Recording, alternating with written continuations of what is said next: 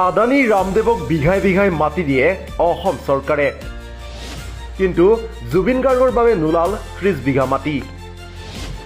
বিপৰীতে বন্ধু জুবিন গাৰ্গলৈ অসম চৰকাৰতকৈ ডাঙৰ উপহাৰ হাগ্ৰামা মহিলাৰীৰ।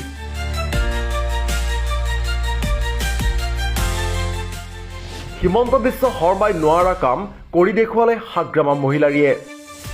10 বিঘা নহয়, BTC 30 বিঘা মাটিত নিৰ্মাণ হ'ব জুবিন উদ্যান। প্ৰাণৰ শিল্পী জুবিন গাৰ্গৰ বাবে যিটো কাম অসমৰ মুখ্যমন্ত্ৰী হিমন্ত বিশ্ব শৰ্মাই নোৱাৰিলে, সেই কাম বন্ধুৰ বাবে কৰি দেখুৱালে হাগ্ৰামা মহিলাৰীয়ে।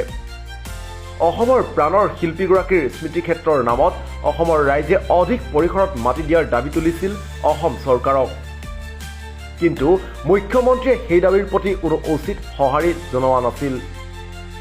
আনকি জুবিন ক্ষেত্ৰৰ কাষতে অশোক সিংহালৰ মাটি থকাৰ অভিযোগ তুলি সেই মাটিখিনি চৰকাৰে জুবিন ক্ষেত্ৰৰ নামত দিয়াৰো দাবী তুলিছিল বহু ৰাইজে।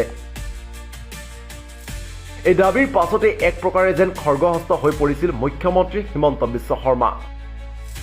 কিন্তু ইয়াৰ বিপৰীতে এইবাৰ হাগ্ৰামা মহিলাৰীয়ে BTC এলেকাত বন্ধু জুবিন গাৰ্গৰ স্মৃতি সাঁচি ৰাখিবলৈ হাতত লৈছে ডাঙৰ প্ৰচেষ্টা। যে জুবিন গাৰ্গৰ নামত আমাৰ BTC চিফ হাগ্ৰামা মহিলাৰীয়ে নিজৰ বন্ধুত্ব বজাই ৰাখি তেওঁ সিদিনা যেতিয়া জুবিন গাৰ্গ আমাৰ মাজৰ পৰা নোহোৱা হ'ল, সিদিনাই তেওঁ এটা ডিক্লেয়াৰ দিছিলে তেওঁ জুবিন গাৰ্গৰ নামত কিবা এটা কাম কৰিব।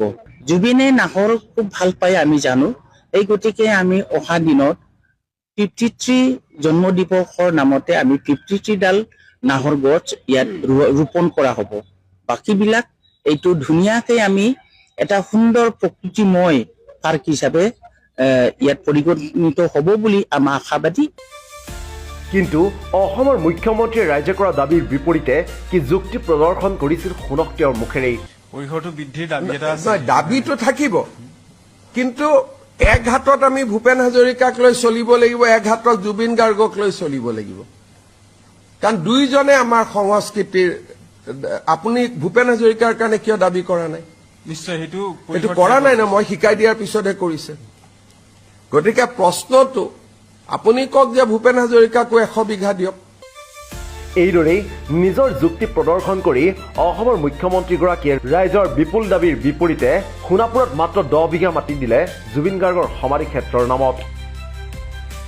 যি সময়ত আদানী ৰামদেৱকে ধৰি বিভিন্ন বহিৰাগত পুঁজিপতি গোষ্ঠীৰ বাবে হাজাৰ হাজাৰ বিঘা মাটি ওলাই অসম চৰকাৰৰ বাবে, তেনে ক্ষেত্ৰত অসমৰ প্ৰাণৰ শিল্পীগৰাকীৰ স্মৃতিৰ নামত ৰাইজে বিচৰা ধৰণে 20 বিঘা মাটি উলিয়াই নিদিলে অসম চৰকাৰে। আৰু এতিয়া হাগ্ৰামা মহিলাৰীয়ে পূৰ্বে কোৱাৰ দৰেই নিজৰ কথা ৰাখি যি ঘোষণা কৰিলে, তাৰ পাছত সকলোৱে একেমুখে কৰিছে প্ৰশংসা।